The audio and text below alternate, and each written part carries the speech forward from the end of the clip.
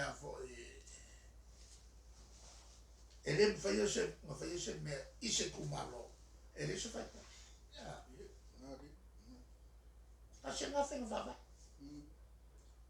ala mal me ku pui il vai mo wale e a fo sai ia kapu ole le fai il palo kale ma ku wa pisi solo su ile ka mo fast i me mo ko mi la mo wala la ko ku ole ma ka ole ku kaka mal malamba kaka ka u e ala ko fai me ko or ko nga fai me ko mu le ma i samo or ko nga fai me ko mu le ka we mo palo ka ia samo se su ya no la mo ye fast officially ke le nga me ku le ma i lo ma fo fa o se ko nga fai nga malo ese le mea e kalama mai ai upu sua mali ka su mali kalama mai upu kuspaia ai pio uma mesa ya kalia kulo ala ba ke fakalia a fakalia ma le mele la ya malo sin makuleo amba ko foi con el malo kinga ya uma me pio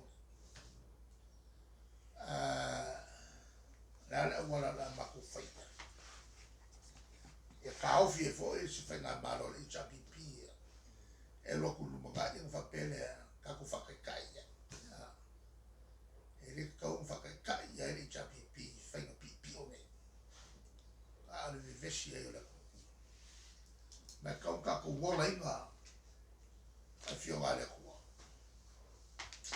a fai fa vai le ku sa ia ka ku wala inga ia onga al kapuri mele le makina o fa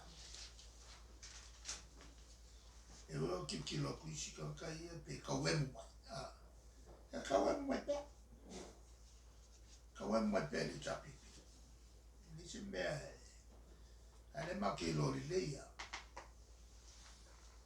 ia upu masa se fele le fakasia meu mango com só fufu ale we ngore e o aisha ka pio e me fo isha ka pio e o fakasia ka pipi ale tulanga na tu sole on sil e ele beno sa fsili mai le si le kio ya ka sa e fa manga loa ia mai lo maku ia ma wange ya ka que ele foi pensar em fazer bangalô.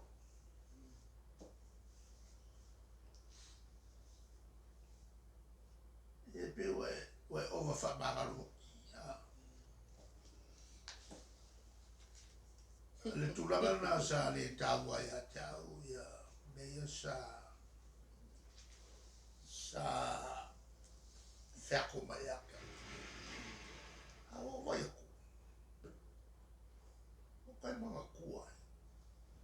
Le sigo. O le faia se ngalo ka mele. Ko ia. Ma fa pele kaka. E mo.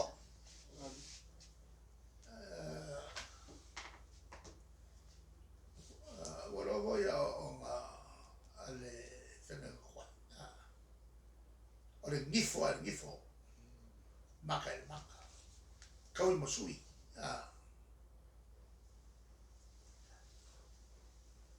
Sa un si upu. Agora kali de vale. Ya mar kai por vale. Si dia lo kalongo bang fe ai lo kalongo ka fa pe. So no ma fa ia upu whenga kwa. Ai sauro al whenga fo. Kau kia le avo esi. Me uma whawai le rofa.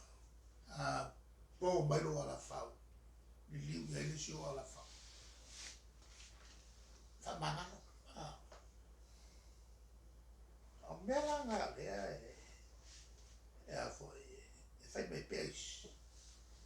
Se kui al malo ya. O lea o angi me ku ke vai e se kui al malo ya. Longo winga. O a me ku ke vai ai pio pio. Ku pea. O le whawela. Wakini ya. Umale pio. A sisi a kui lunga pio. Waki le inga pio. Ua le ngā le pio. Ua pio magio. A mako ngā whonga whaina. E ngā mako kilo whaina e se au wala. E au wala. Mako kilo e upo Jakob. Aposkolo Jakob. Lana upo aposkolo Jakob. Lana upo aposkolo Jakob. O lea ke I loa le mea kau whai ai le whaia. O lea masala ai ai lumo leo. A koe saulo maresi whaapunga I lumo mai. Lea mai le au whaia whakeria. Ngā o ngā silasila a kulava o lea ni ima. Ma waku hoi la ngā kua lalo. I lau whalaseo ma le au vai o whai pisi si hoi aua le whaunga seinga le avo e le mauka long kama. E le aiase si a mawa ia apalo e su I mea. Sasaro. E ara o I lau kanwhena I kongo I ana. E ale mera ngā. E mele o kauloa ma whasa. Ngā whasa o le mele. Ngai lo le ku whalpea e a. Au kauloa whasa.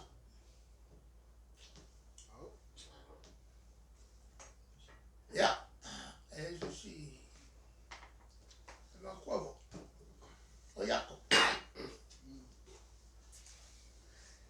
O Jakob o le kari o le whaio. O ko marama mai ngā. O al whaio. O le usu makua Iosefa. Le ka mao Yesu. Ia. O le mea kupu. O kofi e Yesu. Ia peke si monga. E lea ma whaururunga o na ngai kare si awao. Ai kofi ia Jakob. E lea ma whaururunga o le kare si a Yesu. I ko kongo Isra o Yerusalem. Sili leo Jakob. Lea le mea ua. O le Yesu. Eke whaararo pea ia pekero. Pekeru o le alu loma. Alu loma e kala ega kala ni. O loma o le lau mua se o. O le lau mua sakani. Mea ne aga uma loma. A ko I lalo lo loma. O ko I lalo uma o I ua longa wenga. Ua saola e karesi. Kaka uma sana la ali liu mai. Ila e karesi awa.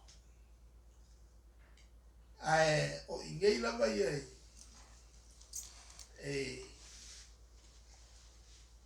Yerusalem. O le upu o le li ia Jakopo. O le a vea oe ma whaururunga le kalesia I ingei Yerusalem. O ngā kuranga na ngei o lo iai pea le vaivainga whakangaka I ka ngaka Israel.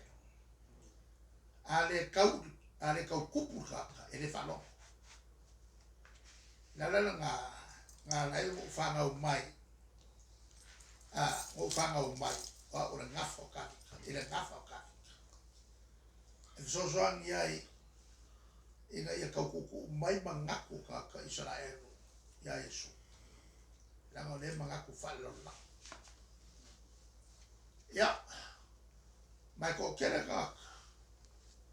Sa lako alanga e whasokia whasakora. O le ako I liliu. O le ako I liliu mai I lau e kalesi. Whaingofia ma liliu mai.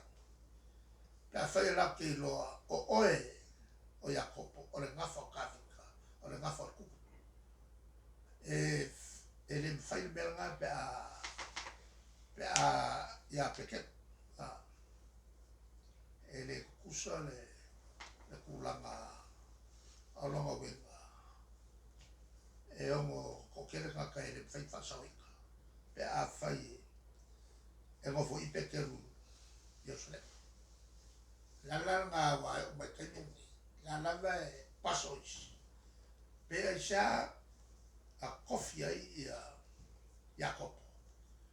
E a vea ma whaurunga o le kalesia Jesu Jerusalem. A kofi pekeru e whaurunga o le kalesia o longa wenga. O le paus lava fo o Iakopo. O Simonga Peteru. E si whapoponga lara ngā mkapule o mkapusisiki. O ko makua leo le mele. Le ngaia lea sa wele upu lea.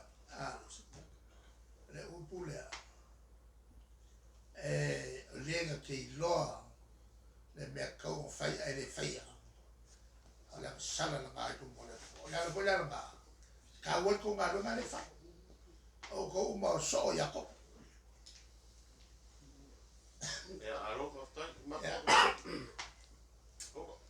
Ai nisi mkaupu. Ia. O kalwhenga e voi le ua whiku mingu ke ke aere a whaore. O sululua wo ni kaina ka mawhakanga. A ingo ka mawhakanga ko steak. Ia makua mai leo no office.